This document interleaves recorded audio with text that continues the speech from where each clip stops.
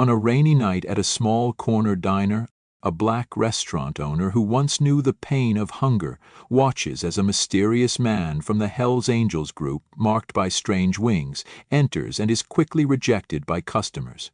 Despite the backlash, he offers the man a hot bowl of soup. That simple act of kindness sparks public outrage and nearly shuts down his diner until a mysterious benefactor appears, changing his life forever. Before we dive in this story, let us know where you're watching from. We love to hear your thought.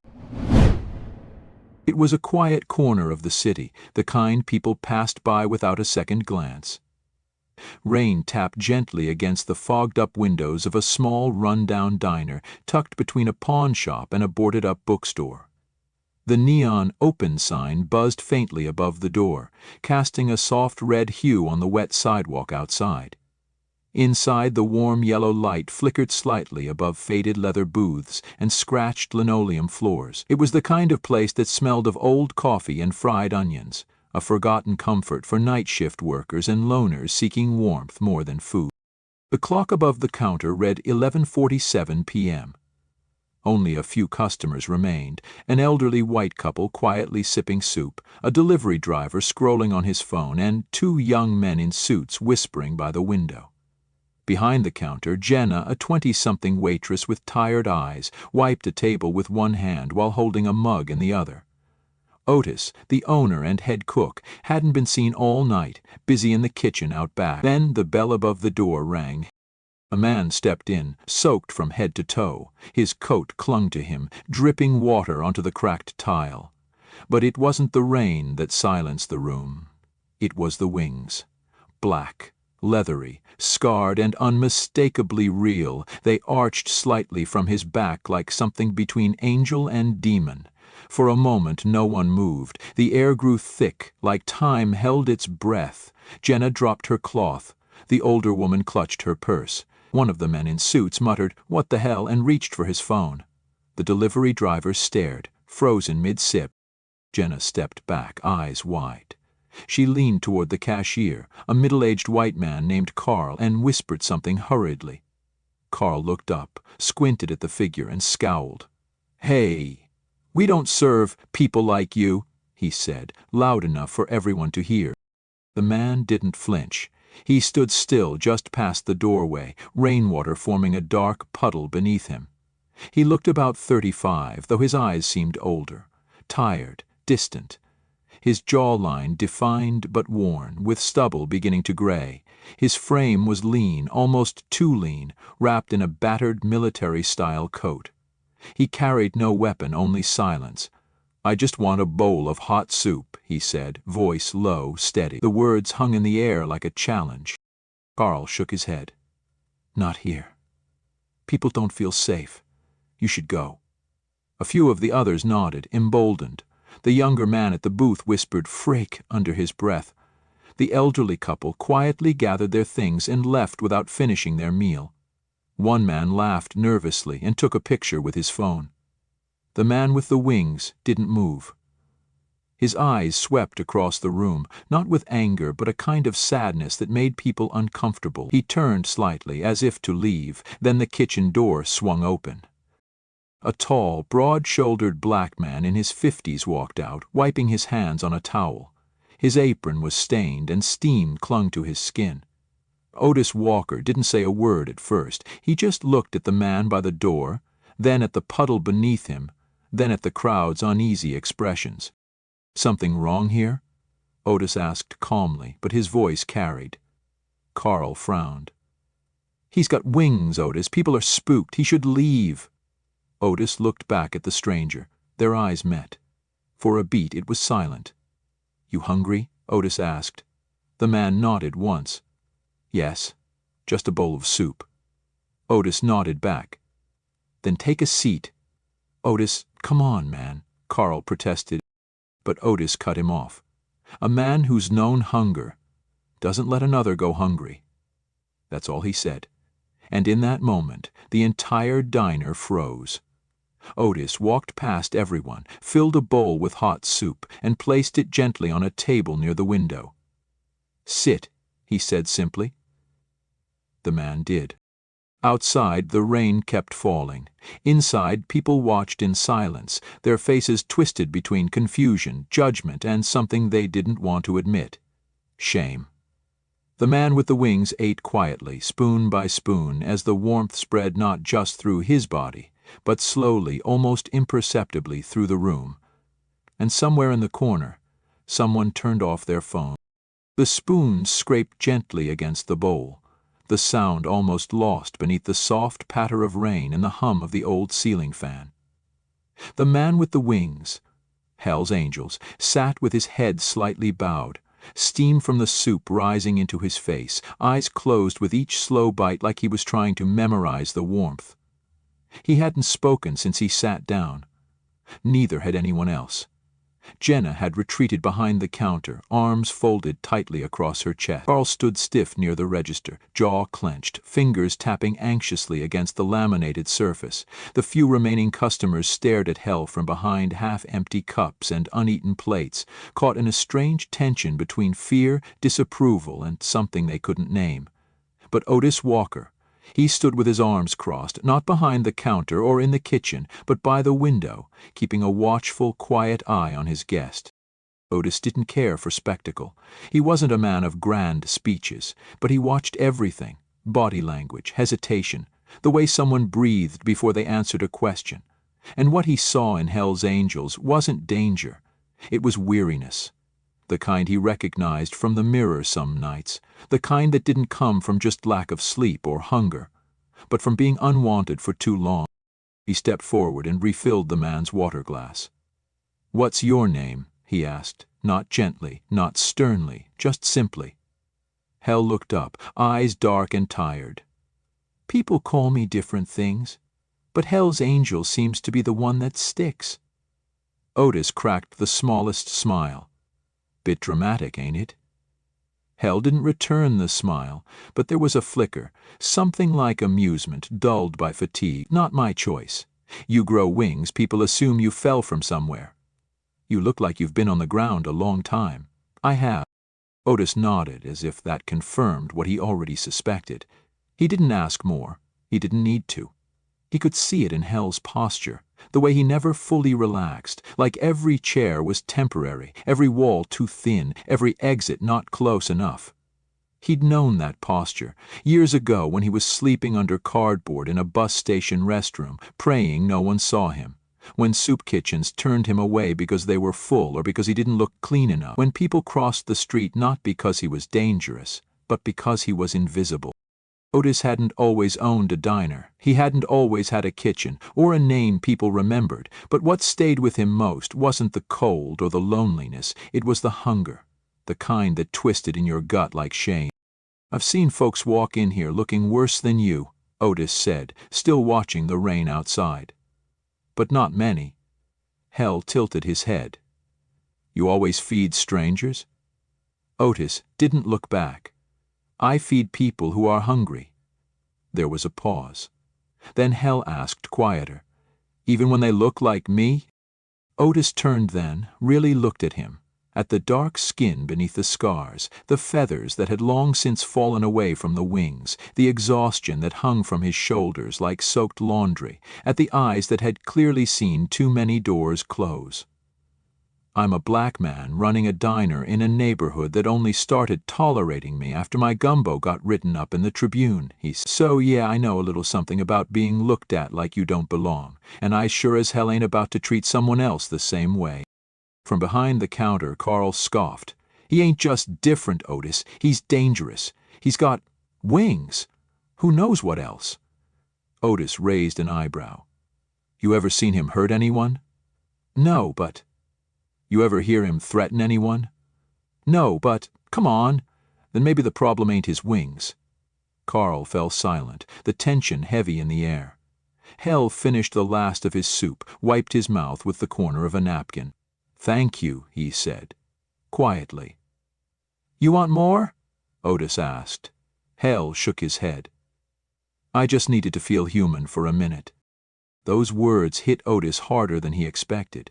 They echoed in his mind as he took the empty bowl, as he watched Hell stand, nod politely, and head toward the door. No dramatic exits, no preaching, just a man returning to the rain. But before he stepped outside, Hell turned slightly. "You're the first person who didn't look at me like a problem." Otis stared at him, eyes steady. "You're not a problem, you're just tired. Ain't no sin in that." Hell nodded once, then disappeared into the storm. The bell above the door jingled behind him, and for a moment the sound felt oddly sacred. Otis stood still, staring at the door long after Hell was gone. Jenna slowly emerged from behind the counter, arms still crossed but her posture less defensive. "You sure that was a good idea?" she asked softly. Otis didn't answer right away. He walked to the window, watched the sidewalk, now empty except for a trail of water and a faint smudge of black where the wings had brushed the frame. Then he said, "When I was 17, I stole a can of soup from a gas station. Thought I was slick. Owner caught me, big white dude, Vietnam vet. He didn't call the cops, just made me sit in the back room and eat the whole thing. Said, 'You ain't bad, you're just hungry. Fix that first.'" He turned to her. "That man gave me the best meal of my life, changed everything. If he'd treated me like the world had, I don't think I'd be standing here today." Jenna didn't respond. She just looked down, suddenly unsure of her own reactions earlier. "People don't need saving," Otis said, half to himself. "They need space to breathe, to eat, to be seen." He walked back into the kitchen, leaving behind a room still unsure of what had just happened, but feeling, unmistakably, that something had. The days that followed were quiet, but not in the comforting way Otis was used to. The usual clinking of dishes, the soft rhythm of stools scraping the floor, the background hum of conversation that made the diner feel alive, all of it faded into a heavy hush that stretched from morning to night. It started with one regular customer who didn't show up for breakfast, then another, then the delivery guy began dropping off only half the usual order, saying business must be slowing down. Jenna tried to stay optimistic, kept cleaning the counter, kept the coffee fresh, but even she could see it. People weren't just staying away. They were avoiding the place deliberately, like it was tainted.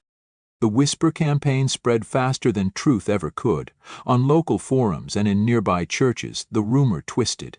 That diner let in one of them, the winged ones.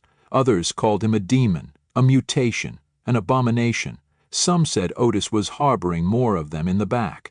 One post claimed to have seen Hell's Angels breathing fire.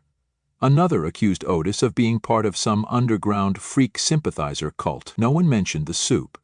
No one mentioned that Hell never raised his voice, never made demands, never asked for more than a hot meal and a seat. Otis tried to ignore it. He scrubbed every table, flipped every omelet, adjusted the sign out front like he always did, but he couldn't ignore the silence inside the diner, the growing gap between the booths, the way Jenna glanced at the door each time it creaked open, hoping for a customer, bracing for confrontation. Carl, now working fewer hours after blowing up at Otis again, had started saying things under his breath that Jenna no longer corrected. "This place used to feel normal," he'd mutter. "Or maybe you should have let him starve like the rest of us do." Otis didn't respond to that, not because he agreed, but because he didn't know how to make people see what he saw. On a cold Thursday evening, 4 days after Hell's Angels' visit, Otis walked through the front door after taking out the trash and saw a brick on the floor near the counter. Shattered glass from the front window glittered beneath it like a pool of broken stars. Jenna stood still, eyes wide, one hand trembling near the phone. Otis bent down, picked up the brick, and read the paper taped to it. "Feed 1 devil. Lose 10 men." No signature, no name, just ink, glass, and a choice made by someone who had never tasted true hunger. That night Otis sat in the kitchen alone after closing. The lights were off. The fryer was cold. He cradled a mug of lukewarm coffee in both hands and stared at the floor as if the answers were hidden in the cracks between tiles. His mind kept drifting back to Hell's face. Not the wings, not the reaction. Just his face. Tired, quiet, and grateful. The way he'd said, "I just needed to feel human for a minute." Otis hadn't fed a monster. He'd fed a man, and somehow the world had punished him for it. The next morning, the Tribune article hit. Not the food section, the front page. A blurry still from a diner's security camera showed Hell sitting at the booth, soup before him, wings visible but dimly lit. The headline read, "Local diner shelters winged outcast, safety concerns rise." The article quoted anonymous neighbors, worried parents, and even a local pastor warning against normalizing the unnatural. No mention of Hell's silence or Otis's generosity, just fear wrapped in the language of public concern. By noon, a man in a tie and clipboard knocked on the diner's door. He claimed to be from a health oversight division, demanded to inspect the kitchen. Jenna let him in. He spent 20 minutes poking through the fridge, measuring the temperature of the soup, photographing expired labels, citing minor violations no one had ever cared about before. Before he left, he handed Otis a yellow notice. "Consider this a formal warning," he said. "Further complaints could lead to suspension of your license." He didn't smile. He didn't look Otis in the eye. That evening, Jenna cornered Otis behind the counter as he restocked sugar packets. "You have to do something," she whispered urgently. "Apologize, maybe. Put up a sign, something like, 'We respect safety policies,' or whatever. People are scared." Otis looked up, weary. "Scared of what? A man who eats soup and thanks you?" "They're not thinking like that, Otis. They see wings. They see danger. They think if you open the door once, they'll all come." "And if they did?" he asked, his voice low, steady. "What if 10 more walked in, cold, hungry, alone? What am I supposed to do, send them back into the rain?" Jenna didn't answer. She wanted to. She wanted to say she understood, but the truth was she didn't. Not really. She'd never been hated for what she looked like, never been turned away for how she moved or what history clung to her body. But she could feel that Otis had, and even if she couldn't share that pain, she could recognize it. The next few days pushed the diner further to the edge. Half the staff quit. Supplies arrived late, if at all. The electric bill doubled mysteriously, and the bank called about missed payments. Otis kept cooking. He didn't cut corners. He didn't shrink portions, but he did begin locking the doors earlier. Not out of fear for himself, but for Jenna. Late one evening, after closing, Jenna found Otis sitting at a booth, his worn leather coat draped over the seat beside him. The diner was dark except for the faint glow of the streetlight outside. She walked over, unsure of what to say. "I've been thinking," he said without looking at her. "Maybe this place isn't what the neighborhood wants anymore." Jenna shook her head. "No, Otis, this place is still needed. You didn't do anything wrong. You showed kindness. That's not a crime." "It is when people profit from cruelty," he murmured. Then he turned, eyes tired but burning with quiet fire. "But I'd rather close the doors than feed only those the world approves of." They sat in silence after that, listening to the rain pick up outside. Otis didn't know what tomorrow would bring. He didn't know if the lights would stay on, or if the bills could be paid. But what he did know, deep in his bones, in a place untouched by fear or shame, was that he hadn't turned anyone away. Not when it mattered, not when it counted. And if that kindness cost him everything, then so be it. He had once gone hungry under a roof full of strangers. Now, if this place fell, it would fall with dignity, not because it served someone different, but because it chose not to forget that hungry is hungry, no matter the wings. 2 weeks later, the diner stood on the edge of surrender. The chairs stayed stacked after breakfast, lunch hours blurred into silence, and dinner shifts felt like rehearsals without an audience. Otis had sold his second-hand pickup truck to pay the utility bill, turned off the heater during the day, and cut the open hours in half, though no one seemed to notice. Jenna stayed out of loyalty and maybe guilt, but even she spoke less and avoided the window now. The place had become a kind of ghost, hollowed but not quite dead. Then came the offer. It arrived wrapped in a crisp white envelope slid under the front door one rainy morning. Otis found it when he came to unlock the place, tucked against the welcome mat. He opened it slowly, almost carelessly, expecting another complaint, another warning. But instead he found a business card, black with silver trim, no name, just a logo, sleek and abstract, and a phone number. Beneath it, a typed note. We are interested in acquiring the property. Offer is above market rate. Non-negotiable condition, diner remains intact, staff and ownership retained.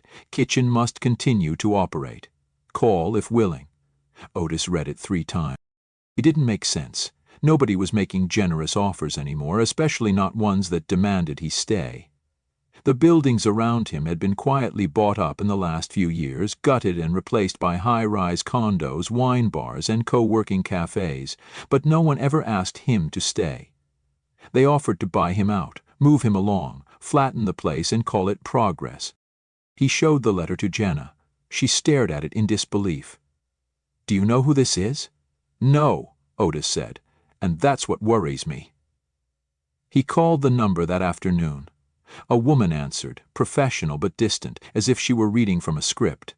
She refused to give details, but confirmed the offer was real. Funds were guaranteed. The diner could stay open indefinitely. Ownership would remain in his name. The only requirement was that the kitchen keep serving food. That night, Otis sat in the back booth, staring at the envelope. He should have felt relief. He was being saved from collapse. But it didn't feel like rescue. It felt like mystery, like being caught in someone else's story without knowing the ending. 3 days later, he received a second envelope, this one thinner, hand-addressed, no return name. The paper was old-fashioned, thick with a soft grain. Otis opened it alone in the kitchen, the only light coming from the stovetop. Inside, a letter, written in slanted handwriting. "The soup that night saved me. I was ready to give up. He stopped me. But your kindness did something else. You reminded him people can still see good. That's why he came to you. He told me what you did. He didn't forget. Now it's my turn to repay what I owe, both of you. Keep the fire lit. I'll make sure you have the wood." Otis's hands trembled slightly as he folded the letter. No signature, no name. But he didn't need one. HELLS Angels hadn't just come for soup. He'd come for something far deeper. A proof that the world still held kindness. And somehow, that bowl of soup had become a turning point, not only for him, but for someone else. Someone with means. Someone who once stood on the edge and didn't fall. Because of hell. And because Otis chose to see a man instead of a monster. The next morning, Otis returned the chairs to the floor, turned the lights on before sunrise. He scrubbed the stove until it gleamed and started a pot of soup with the last of the onions and celery in the pantry. He didn't know who might walk through the door, but if someone did, he'd be ready. Jenna arrived an hour later, surprised to see the place so alive. "We opening early now?" she asked, blinking. Otis handed her a steaming mug of coffee. "Feels like the right time." Business didn't boom overnight, but there was a strange shift in the air. A few old regulars returned quietly. A woman left a $50 bill on the counter without ordering. A young man in a hoodie slipped in, asked for a sandwich, then stayed to mop the floor unasked. On the third day, a man in a tailored coat stopped Otis outside while he was sweeping the sidewalk. Clean-shaven, mid-30s, expensive shoes. He didn't introduce himself, didn't confirm anything, just nodded once and said, "He speaks highly of you." Otis paused. "He doing okay?" "He's trying." That night meant more than you know. The man turned to leave. Otis called out, "Why this place? Why keep it going?" The man smiled faintly. "Because the world needs at least one place where people like him get fed without being feared." With that, he walked into the city's noise and vanished. That night, Otis sat again at the booth near the window, just like Hell did, and looked out at the rain. He thought about the stranger's letter, about second chances, about how something as small as a bowl of soup could ripple outward unseen and change the course of someone's life. He thought about how close he'd come to giving up. Then he thought about the fire in the stove, the steady bubbling of the pot, the way Jenna hummed off-key while refilling sugar jars, and he realized this place was never just about food. It was about dignity, about letting someone walk in out of the cold and not have to explain their scars. The next morning he took down the old wooden sign and replaced it with a new one Jenna helped him paint. Soul Soup Kitchen, it read in soft white letters. No slogans, no grand mission statement, just a name and a promise. He didn't announce it. He didn't hold a reopening, but people noticed. One by one they came. Some hungry, some just curious, some carrying more pain than they could show on their faces. And Otis fed them, not because it was required, but because someone once did the same for him, and now the fire would stay lit. It started with a single post, just a grainy, low-resolution video, uploaded by a student who'd wandered into the diner one rainy night, searching for a late bite and left with more than soup. The footage showed Otis standing by a booth, placing a bowl down in front of HELLS Angels, the wings visible, folded tight behind his back. There was no audio, just subtitles the student added later. A man who's known hunger doesn't let another go hungry. The clip barely passed 60 seconds, but it moved like fire through dry brush. People didn't share it because it was flashy. They shared it because it was quiet and human and true. By the end of the week, the hashtag HELLS trended across 3 platforms. Some posted their own stories of being turned away, of sleeping hungry, of praying for a stranger's kindness. Others dressed in makeshift wings and lined up outside the diner, not in mockery, but in tribute. The line curved around the block by the 3rd morning. They didn't come to gawk. They came to help. One young man carried boxes of canned food, stacking them by the door before quietly leaving. A woman brought her grandmother, who hadn't left the house in months, just to say thank you to Otis. A local barber offered free cuts every Saturday for anyone who walked in wearing wings, cardboard or not. Musicians came with acoustic guitars, filling the space between meals with songs about dignity, about being seen. Even Carl returned, standing stiff in the back of the room for almost an hour before finally walking up to Otis and saying, "I didn't understand. I still don't.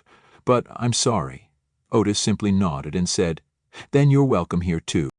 Jenna cried twice that week, once from the sheer volume of people, their stories, their aching joy, and once when an older black woman whispered, "This place feels like a church where no one judges the shape of your prayers." Hell never returned, not in person, but his presence lingered in every corner of the diner, in every bowl Otis ladled, in every stranger who walked in clutching shame and walked out a little straighter.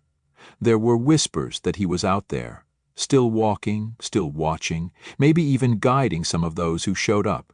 Otis didn't need to know. The wings had never been the point. The man beneath them had. Soul Soup Kitchen grew, but not in the way franchises do. It didn't add more locations or change its menu or hire a PR firm. It grew because people started copying the idea. All over the country, small places popped up with hand-painted signs. One bowl, no questions, warm food, warm eyes, winged welcome. Some failed, some endured. But they all traced their origins back to a diner that refused to see difference as danger. And through it all, Otis remained the same. He still showed up before sunrise, still chopped onions and peeled carrots and wiped down every booth himself.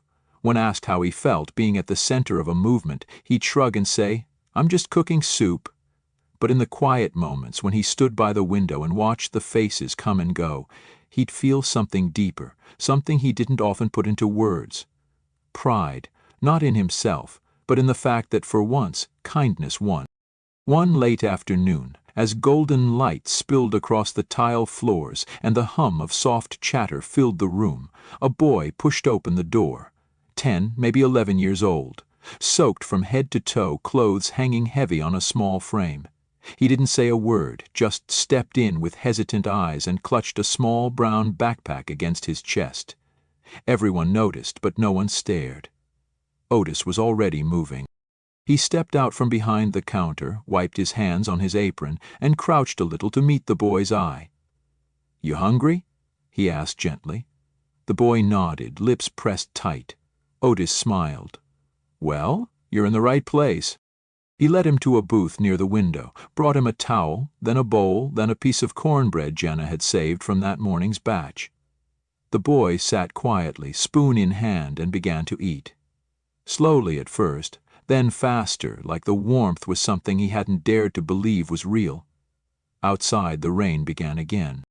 Otis turned back to the kitchen, passing the counter where someone had left behind a small pin, silver, shaped like a feather. He picked it up, ran a thumb across its surface, and tucked it into his shirt pocket. The door opened again. More people entered, not all with wings, some with burdens invisible to the eye, some just needing a place that said, without needing to say it, "You're still human here." And behind the stove, with soup bubbling and stories floating through the air like steam, Otis kept cooking. Because hunger wasn't always in the stomach, because people weren't always what they seemed, and because somewhere out there, someone who had once been cold and forgotten was now helping the fire stay lit, not just for themselves, but for everyone who followed.